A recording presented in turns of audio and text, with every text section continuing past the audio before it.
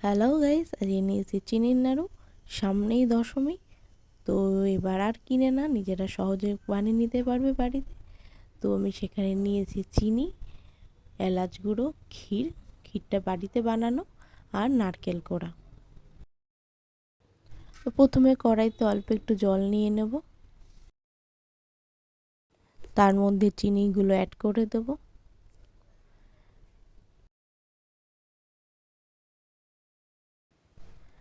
নারকেল কোড়াটা এর মধ্যে দিয়ে দিতে হবে। এরপর গ্যাসের আঁচটা অল্প একটু কমিয়ে সমানে নেড়ে চেড়ে যেতে হবে।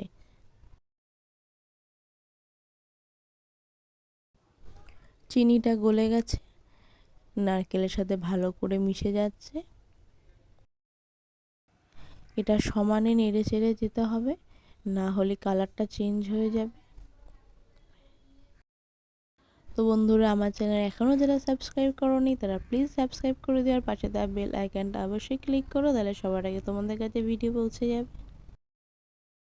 দেখতে পাচ্ছ চিনিটা অনেকটা টেনে এসছে। এর মধ্যে ক্ষীরটা দিয়ে দেওয়া হলো।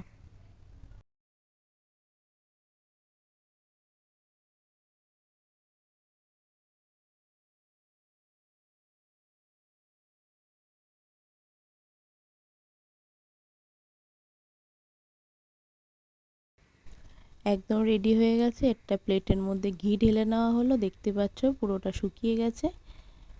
এরপর নাড়ুটা গোল করে পাকিয়ে নিতে হবে।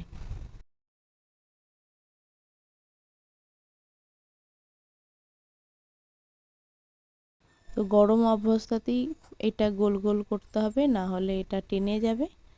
শক্ত হয়ে গেলে নাড়ুটা আর গোল হবে না। তো আমার চিনির নাড়ু একদম রেডি। কেমন হলো কমেন্ট করে জানাবে, আর ভালো লাগলে অবশ্যই চ্যানেলটা সাবস্ক্রাইব করে দেবে।